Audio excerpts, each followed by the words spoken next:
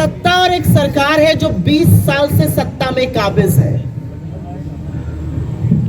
और common sense ये कहता है कि अगर आप 20 साल 2 दशकों से सत्ता पर हैं और आज जब चुनाव और वोट मांगने का टाइम आया है तो आप जनता से मुखातिब होंगे और उनको अपना रिपोर्ट कार्ड दिखाएंगे और उस रिपोर्ट कार्ड में अपना काम दिखाएंगे और काम के बल पर आप कहिएगा हमने ये फला चीजें करी है, या तो हमें वोट दीजिए और अगर नहीं है तो वोट मत दीजिए। लेकिन जदयू और बीजेपी की जो डबल ट्रबल इंजन है वो बजाय रिपोर्ट कार्ड दिखाने के, इस देश के प्रधानमंत्री बिहार आते हैं और शब्द सुनिएगा क्या इस्तेमाल करते हैं। इस देश के प्रधानमंत्री बिहार आके कनपटी पर कट्टे जैसे शब्द का प्रयोग करते हैं। आप इस देश के प्रधानमंत्री हैं, मेरे भी प्रधानमंत्री हैं, आप इस देश को रिप्रेजेंट करते हैं, हमारा प्रतिनिधित्व करते हैं। ये किस भाषा में बात कर रहे हैं प्रधानमंत्री? कैसे लोगों के साथ उठना बैठना है प्रधानमंत्री का? जब बिहार आ रहे कट्टा बंदूक गोली याद आ रही है? क्या बना दिया आपने बिहार को? मोकामा में दिन दहाड़े हत्या होती है और उसके बाद एनडीए का उम्मीदवार जब उसकी मर्जी होती है, उसकी सहमति होती है, तब उनकी गिरफ्तारी होती है। यह असलियत है बिहार की। इस देश ने प्रधानमंत्री देखे हैं और संक्षिप्त में ये बोलकर मुद्दे पर बात करूंगी। इस देश ने वो प्रधानमंत्री देखे हैं जिन्होंने इस देश में आईआईटी, एम्स, बार्क, इसरो जैसी संस्थाएं बनाई, कोसी में 14 किलोमीटर लंबा बांध बनाया। इस देश ने ऐसे प्रधानमंत्री देखे हैं जिन्होंने हरित क्रांति का उद्घोष किया, जय जवान जय किसान का नारा दिया। इस देश ने ऐसे प्रधानमंत्री देखे जिन्होंने पाकिस्तान के 2 टुकड़े करके विश्व का भूगोल बदला, बैंकों का राष्ट्रीयकरण किया, हमें एक परमाणु शक्ति बनाया। इस देश ने ऐसे प्रधानमंत्री देखे जिन्होंने 18 वर्ष के युवाओं को अपनी सरकार चुनने का हक दिया, आईटी और टेलीकॉम की क्रांति की नींव डाली। इस देश ने ऐसे प्रधानमंत्री देखे हैं जिन्होंने ग्लोबलाइजेशन के माध्यम से भारत को विश्व से जोड़ दिया। ऐसे प्रधानमंत्री देखे इस देश ने जिन्होंने भोजन का अधिकार, शिक्षा का अधिकार, स्वास्थ्य का अधिकार, सूचना का अधिकार, मनरेगा जैसे कानून बनाकर सशक्त किया। और आज प्रधानमंत्री बिहार जो तप, तर्पण, ज्ञान, तपस्या, अध्यात्म की भूमि है, क्रांति की भूमि है, वहां पर आकर कहते हैं कनपटी पर कट्टा। ये क्या स्तर बना दिया आपने राजनीति का? बिहार सब कुछ सहेगा, अपना यह सम्मान, अपना यह अपमान कतई नहीं सहेगा। और बिहार ने बदलाव का मन बना लिया है। जहां हम जा रहे हैं, जहां पर बातें हो रही हैं, बिहार के लोग बदलाव करेंगे। और बदलाव क्यों होना चाहिए? संक्षिप्त में बिहार पर बोलकर फिर सुपौल की बात करेंगे।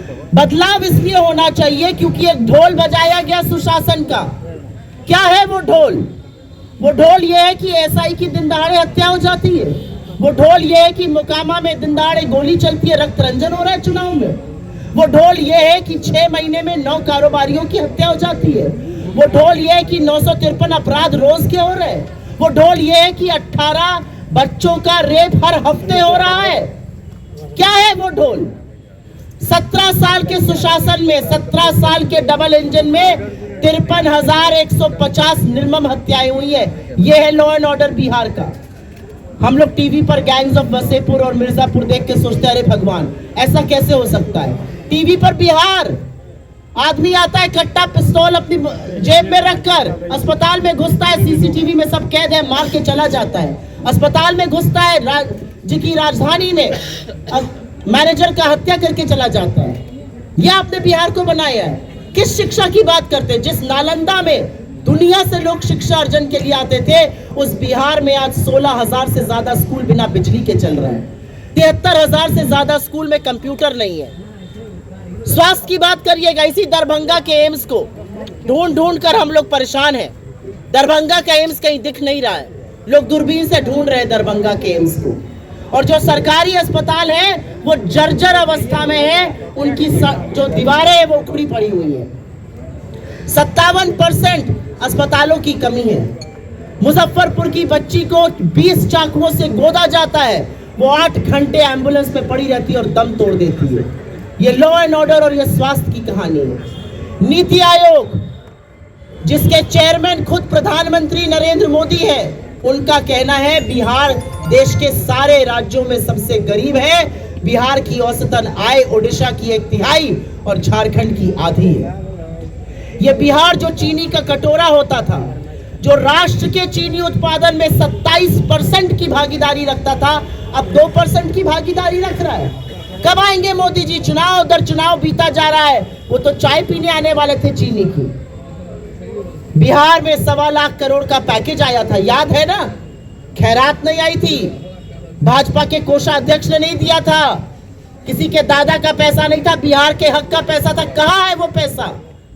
70,000 करोड़ कहां खर्चा हो गया, ये किसी को पता नहीं। और ये हम नहीं, ये बात बिहार के लिए सीएजी कह रहा है। बिहार में युवा क्या चाहता है? नौकरी बन जाए। माँ बाप एक रोटी रात की कम खाते हैं कि बाबू पढ़ जाए, कुछ बन जाए। और जब नौकरी का टाइम आता है तो पेपर लीक हो जाता है, हर चीज का रेट कार्ड है।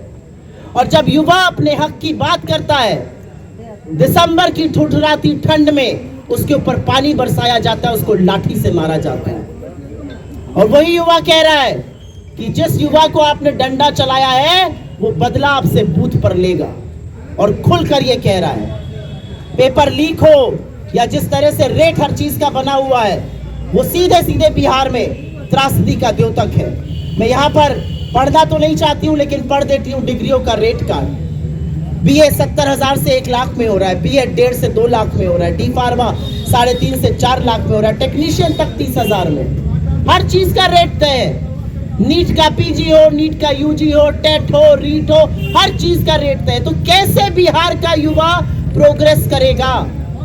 बिहार में मैंने देखा, आप ही में से किसी एक के कॉन्क्लेव में वाणिज्य मंत्री कहते हैं बिहार में तो पलायन हो ही नहीं रहा है, बिहार के लोग तो यही रहकर काम कर रहे हैं। अरे मान्यवर, जब छठ होता है, जब दिवाली होती है, होली होती है, तो बिहार के हमारे लड़के बच्चे जिस तरह से ट्रेन में भेड़ बकरी की तरह ठूस कर आते हैं, वो पलायन दिखाता है। 3 करोड़ 45 लाख रजिस्टर्ड मजदूर है बिहार के, वो पलायन दिखाता है। किस मुंह से, किस बेशर्मी से आप बिहार के घाव पर आकर नमक छिड़क रहे हैं? आप कह रहे हैं बिहार में पलायन नहीं हो रहा है। बिहार में पलायन भी हो रहा है और बिहार में भ्रष्टाचार भी हो रहा है। यही अमित शाह बिहार आकर कहते हैं बिहार में जमीन नहीं है तो इंडस्ट्री नहीं लग सकती है। लेकिन इसी बिहार में आप 1000 एकड़ जमीन 1 रुपए पर 10 लाख पेड़ काटने के नाम पर अडानी को दे देते हैं। कैसे दे देते हैं? जो इंडस्ट्री लगी बिहार में, जो स्कूल कॉलेज बने, जो इंस्टीट्यूशंस बने, वो कांग्रेस की सरकारों ने बनाए। क्या किया पिछले 20 साल में? आज जवाब उस बात का आना चाहिए। हमारी कुछ योजनाएं हैं और उस पर हम जरूर चर्चा करेंगे, लेकिन उसके पहले मैं ये बोलना चाहती हूँ कि कांग्रेस की, राहुल जी की, तेजस्वी जी की, मुकेश सैनी जी की, हमारे लेफ्ट के साथियों की एक सोच है बिहार को लेकर कि बिहार को अगर आगे बढ़ाना है तो बिहार को रोजगार यहां देना पड़ेगा, इंडस्ट्री यहां लगानी पड़ेगी, खेतिहर मजदूरों और किसानों का भला यहां करना पड़ेगा, महिलाओं के हाथ में पैसा यहां डालना पड़ेगा। चुनाव मुहाने पर आया तो आप झुंझुना लेकर आ गए। आप महिलाओं को 10,000 रुपए दे रहे हैं, लेकिन बिहार की महिलाएं बड़ी जागरूक है। ये बिहार की महिलाएं हैं जो सब जानती और सब समझती हैं, और वो खुलकर कह रही हैं अगर हमारे रोजगार की ही बात थी तो 20 साल में क्यों नहीं किया। हम तो कहते हैं पैसा भी रखो और वोट भी मत दो, क्योंकि वो जानती है कि इन्हीं की महाराष्ट्र सरकार को डबल करना था लाडकी बहना, 25 लाख महिलाओं को निकाल दिया उस योजना से। दिल्ली में लागू ही नहीं हुई। अभिषेक दत्ती दिल्ली से पूछिए इनसे। मध्य प्रदेश में डबल होनी थी, एक नया पैसा नहीं बढ़ा, महिलाएं निकाल दी जा रही योजनाओं से। हमारी योजना है कि महिलाओं को 2500 रुपए उनके खाते में माई बहन योजना के तहत डाला जाए, हर परिवार में एक सरकारी नौकरी दी जाए, और ये हो सकता है। और आप में से कुछ जरूर इस पर सवाल पूछेंगे, उसका मैं जवाब दूंगी। हमारी योजना है कि एमएसपी दिया जाए, हमारी योजना है कि पलायन को रोकने के लिए यहाँ पर रोजगार बने, हमारी अति पिछड़े और महादलितों को लेकर योजना है। और जब राहुल जी और मुकेश सैनी जी कल एक पोखरा तालाब, जो यहाँ पे हमारे यूपी में उसको पोखरा कहते हैं, यहाँ पर पोखर कहते हैं शायद, जब वो उतरते हैं तो वो मछली पकड़ने नहीं उतरे, वो ये संदेश देने उतरे कि इस देश की आबादी चाहे तालाब में हो, वो मछुआरे हो जो जीवन यापन वहां कर रहे हैं, उनके साथ उस पानी में भी खड़े हैं। वो मोदी जी की तरह बिस्लरी का तालाब नहीं बनवा रहे दिल्ली में छठ महापर्व के लिए, वो यहाँ पर मछुआरों के साथ उस तालाब में एक साथ छलांग मारते हैं। और अब मैं सुपौल पे बात करना चाहती हूँ। बिहार का नवीनतम जिला कितनी उम्मीदों, कितनी आशाओं से बना था। एक व्यक्ति को लगातार जिताया जा रहा है, उसको जदयू अपना विश्वकर्मा कहती है। सवाल इस बात का है कि इन विश्वकर्मा महोदय ने कितने कॉलेजेस बनाए, कितने इंस्टीट्यूशन बनाए, कितने महिलाओं के लिए स्कूल कॉलेज बने, क्या बना रहे हैं। असलियत यह है कि चाहे वो लटन चौधरी जी हो, चाहे ललित नारायण मिश्रा जी हो, जो इंडस्ट्री बनी, जो उद्योग लगे, वो उनके लगाए हुए। क्या किया इन विश्वकर्मा जी ने, जिनको जदयू अपना विश्वकर्मा कहती है? अपनी तिजोरियां भरी और अपने ठेकेदारों की तिजोरियां भरी। और इसीलिए आज आपके बीच में हम यह ऐलान करने आए हैं, हमारी सरकार बनेगी। और जिस तरह से कोसी में विस्थापित लोगों के साथ मजाक किया जा रहा है, उन पर होल्डिंग टैक्स लगाया जा रहा है, ये क्रूरता है, ये अन्याय है, हम वो खत्म करेंगे।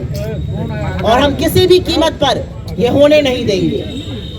हम होल्डिंग टैक्स को खत्म करेंगे और कोसी पुनर्वास भूमि को टैक्स मुक्त घोषित करेंगे। स्मार्ट मीटर के नाम पर जो लोगों को ठगा जा रहा है, और प्राइवेट बिजली वालों को बिजली का प्लांट लगाना है सरकार को, कुछ सालों बाद पता चलता है वो लगाएंगे अडानी। क्यों लगाएंगे भाई? प्राइवेट बिजली से जो लूटा जा रहा है वो लूट बंद करेंगे, 200 यूनिट बिजली की मुफ्त देंगे।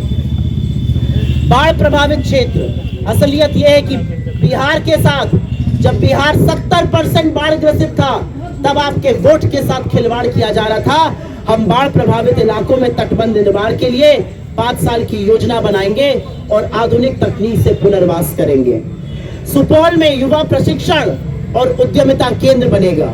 युवाओं को 2 लाख रुपए तक लघु उद्योग के लिए ब्याज मुक्त सहायता मिलेगी।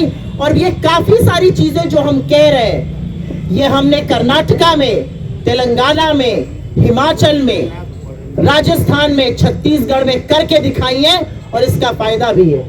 अभिषेक भाई प्रभारी हैं सचिव कर्नाटका के, उनसे पूछिए कैसे महिलाओं के हाथ में जब पैसा आया शक्ति योजना से या गृह लक्ष्मी से, उन्होंने छोटे छोटे उद्योग बनाए, अपने परिवार की शिक्षा का, अपने परिवार के स्वास्थ्य का मान बढ़ाया। किसानों को एमएसपी पर अधिक दाम मिलेगा, किसान हाट की स्थापना होगी। भूमिहीन दलितों और झुग्गीवासियों को जमीन का अधिकार मिलेगा और बेहतर आधारभूत सुविधाएं मिलेंगी।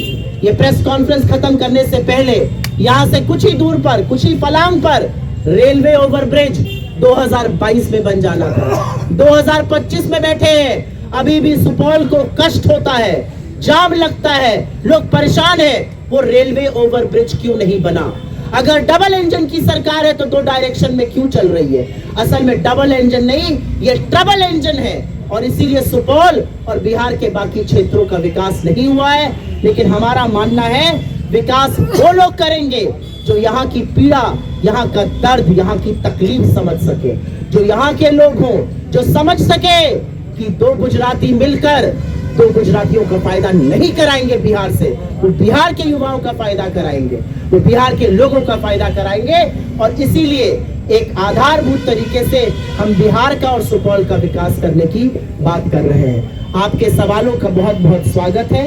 अगर आपके सवाल क्षेत्र से और इन्हीं से मुद्दों से जुड़े रहे तो मैं बहुत अभिभूत रहूंगा। आप सभी से निवेदन है